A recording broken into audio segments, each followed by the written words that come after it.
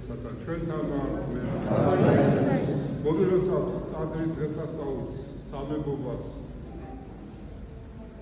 ილოცავთ სრულთმოფენობის დღეს როგორც თქვენ მოისმინეთ სახარებიდან მაცხოვარმა სულიწმინდის მადლი გარდამოვლინა მოციქულებს და ალაპარაკდეს სხვადასხვა ენებზე. ისე ეს იმაზე მეტყველებს, რომ სულიწმინდას აქვს მრავალი ნიჭი, მრავალი ტალანტი. აი დღეს ჩვენი ტაძარი შეიტყო ბალახებით. ამ ბალახებში სხვადასხვა სახეობის ბალახს ხედავთ. აი სწორედ ეს ნიშანია იმისა, რომ სულიწმინდასაც მრავალი ნიჭი აქვს. მაგრამ ყველა შეგვიძლია სულიწმინდა, ის მოეფინება მთელ დედამიწას, მაგრამ დამკვიდრებული არის თავდაბალ ადამიანებში, დაბალ ადამიანში. როგორც წერია, დაბალთა მიეცემის მადლი, ხოლო ამპარტავანი ზაგს უხარს. ისე რომ ამპარტავანი ადამიანი ვერ ღებულობს სულიწმინდის მადლს. ჩვენ საღვთო წიგნი გვასწავლის, რომ ჩვენი სხეული უნდა გახდეს ტაძარი სულისაწმინდისა. აი ჩვენ ამაზე უნდა ვიფიქროთ, რა შემთხვევაში შეიძლება გახდეს ტაძარი სულისაწმინდისა. ამას სჭირდება ღვაწლი, ამას სჭირდება კეთილი ცხოვრება, სათნო ცხოვრება. რა თქმა უნდა, აი თქვენ მარიამ მეგვტელის ცხოვრება კარგად იცით, ის ძალიან ცუდი ცხოვრებით ცხოვრობდა. მაგრამ როდესაც უფალმა სასწაული აჩვენა, რომ ის ვერ შევიდა, რაღაცა ძალამ შეატავა ტაძარში შესვლისაგან და შეერთხოვა ყოვლადწინა ღვთისმშობელ დედას, რომ ამიერიდან მეო ცხოვრება შევიცვლიო. აი თურმე დასაწყისი ახალი ცხოვრების ყოფილა აღთქმის დადება, ცხოვრების შეცვლა. და როდესაც ის გავიდა უდაბნოში, იმდენ ხანს რა წლების განმავლობაში ის სული ცხოვრებით ცხოვრობდა, სწორედ იმ პერიოდში ძალიან ებრძოდა ეშმაკი. და თვითონვე აღწერს, როგორ განცდიდა ეშმაკი, როგორ ახსენებდა იმ ძველ ცხოვრებას. მაგრამ როგორც კი გადალახა თავისი მტკიცებწმენით ის 17 წელი, ის უკვე სასწაულთო მოქმედი შეიქმნა. მაშინ დაგვიდა მადლის სულისაწმინდისა. თქვენ გახსოვთ, როდესაც მისი მოძღვარი ზოსიმი ეკითხება კილოგრამს სად ისწავლებს, ბიბლიიდან პასუხობდა ყველაფერს, პასუხებს. მეო საერთოდ წერა-კითხვაც არ ვიცია.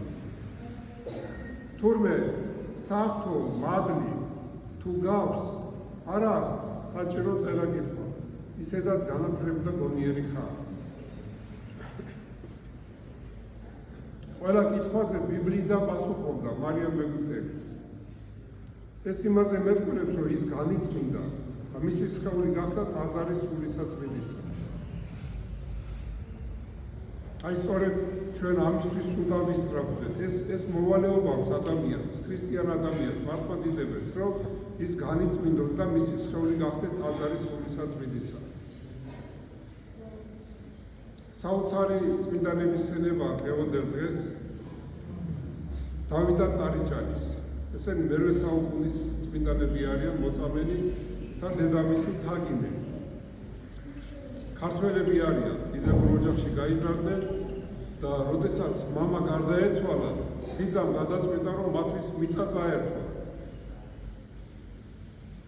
და ბიძა იყო წარმართი. იფიქრა, რომ გაიზრდებიანო, ალბათ წარჩეულის ისე უკან დაიბრუნებენო და გადაწყვიტა მათი მომდინება.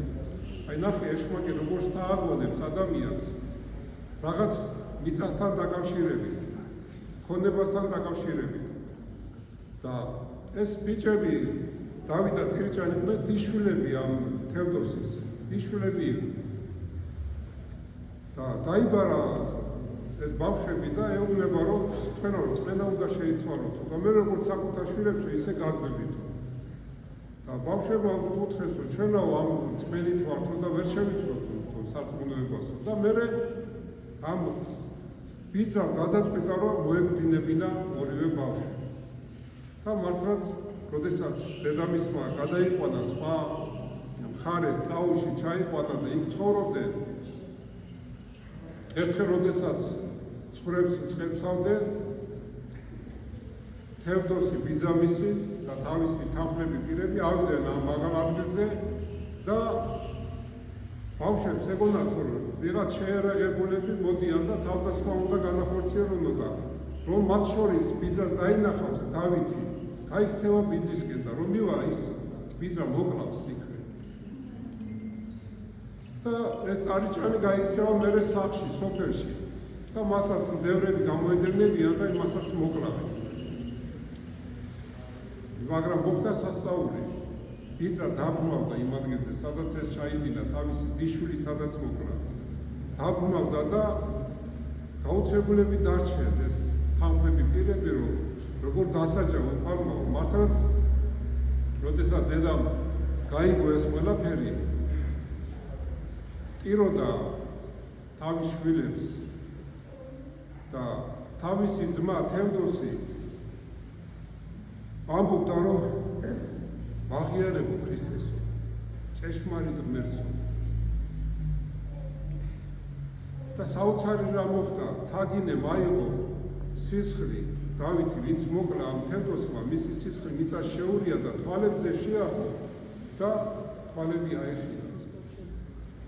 და თავის დასეუბნება, შენ ბედნიერი ხარო, ბედნიერიო, რომ ესწავლე, როგორც მსხვერპლიო ესე შეიწირა უფალმა. და მართლა როდესაც დაღამდება, ლათრის სვეტი დაადგება ორივე მიცვალებულს. შემდეგ იმ ადგილზე, სადაც დავითი მოკლა თევდოსმა, ააშენა დიდი ტაძარი. და თვითონ თაგინე ხარობდა, კი აღარ იყო დამწუხრებული, რომ ძმა ქრისტიანი გახდა. აღიარა ჭეშმარიტ ღმერთად იესო ქრისტე. და სწორედ ესეთი დიდი წმინდანების ხსენება არის. თქვენ ნახეთ, რამხელა მნიშვნელობა აქვს, რომ ადამიანი მოიქცეს სწორ სარწმუნოებაზე. თვით დიშვილები თვითონ დახოცა და მათი მეოხებით მას თვალები აეხინა, სულიერი თვალი აეხინა. და ცნო ჭეშმარიტი ღმერთი. და თაგინეც ისი და ხარობდა. წუხარება სიხარულად შეეცვალა. გამომდინარე იქიდან, რომ ესეთი დიდი სასწაული მოხდა.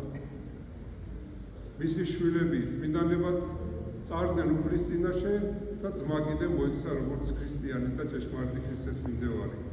ესეთი წმინდანების სცენება არის და ჩვენ რა გაგვჩენია მართლაც იმ წუთის სოფელში, რომ თუ ვიცით, რომ საიქიო ცხოვრება არსებობს, არის ჯოჯოხეთი და არის სამოთხე, ჩვენ ყველაფერი უნდა გავაკეთოთ, რომ ღვთის სათო ცხოვრებით ვიცხოვროთ. რომ ჩვენში დამკვიდრდეს მადრის სულისაწმინდისა. თლად მიწიერი ნუ გავხდებით და მიწიერი საქმეებით ნუ დავაკავებთ ჩვენ ცხოვრებას. სულიერითაც დავინტერესდეთ. ეს ტაძარი არის საცავი სულისაწმინდისა. როდესაც ტაძარი იკურთხა, სულიწმინდის მადლი გარდა მოვიდა. როდესაც თქვენ მიწიერი საზრუნოებით დაღლილები ხართ, როგორც კი ტაძარში შემოდიხართ, ყველაფერი იფანტება, გამშორდებათ ეს მიწიერი საზრუნოები და მსუბუქად გრძნობთ თავს. იმიტომ რომ ტაძარი ეს ღვთის სახლი არის. აქ სულიწმინდა მკვიდრობს. ისე რომ ჩვენ შედარებები უნდა გავაკეთოთ ხოლმე. ადამიანები სასწაულებრივად იკურნებიან, მაგრამ ამას სჭირდება აღიარება, რომ სუსტი ხარ. სინანული უნდა გქონდეს, განცდა თვისთა ცოდვათა. ამის გარეშე ადამიანის სულიერებაში ვერ შეიცვლება. განცდა უნდა გქონდეს ჩვენი ცოდვების. და მერე ღმერთი გულთამხილავია და როგორც კი დაგვინახავს, რომ მონანულია ჩვენი გული, დამწუხრებულია, იმ წუთსავე მადლი გარდა მოდის და გამოვყევართ ამ რთული მდგომარეობიდან. ისე რომ ერთი და იგივე არ უნდა შევეჩვიოთ, ჩვევაში არ უნდა გადაგვივიდეს ცოდვა. თუ ჩვევაში გადაგვივა, ჩვევა ჯულზე უმტკიცესიაო და მერე უკვე ვეღარ გამოვალთ ამ მდგომარეობიდან. ნურს ხერხს ჩაიქნებთ, რომ არაფერი აღარ მეშველება. გამომდინარე იქიდან, რომ ყველანაირი ცოდვის მიმდევარი წმინდანი ყავს. ყველანაირი ცოდვის. ასე რომ ჩვენ კიდევ ერთხელ შეგახსენებენ ეს წმინდანები, რომ ყოველთვის არის საშუალება ამ მდგომარეობიდან გამოსვლის. ყოველთვის არის საშუალება, რომ ჩვენ საგნო ვეღოთ უფალს, ჩვენი სწორი ცხოვრებით, ჩვენი სინანულით. და აქედან გამომდინარე, ნამდვილად უფალი მომხედავს და გამოიყვანს ამ რთული მდგომარეობიდან. მერთმა ძალა მოგცეს გამოსწორების და სული წმინდა მკვიდრობდეს თქვენში და სულიად საქართველოში. ჩვენთან არს მე. მევიდან დავლოცვა ახალ ნაკურთხი მამა ანდრია ძალიან ერთგულად გვემსახურებოდა როგორც პროტოდიაკონი და დღეს უკვე სამღვდელო ბანდი გარდამოვიდა მასზე, ძალიან ღირსეული ადამიანი და სული წმინდა განუშორებელ ყოფილი იყოს მისი სამღვდელო საქმიანობიდან. მერთმა დალოცვა და წარმატებით და წესვლა უსურვო. დალოცული გახარებული გავხდით.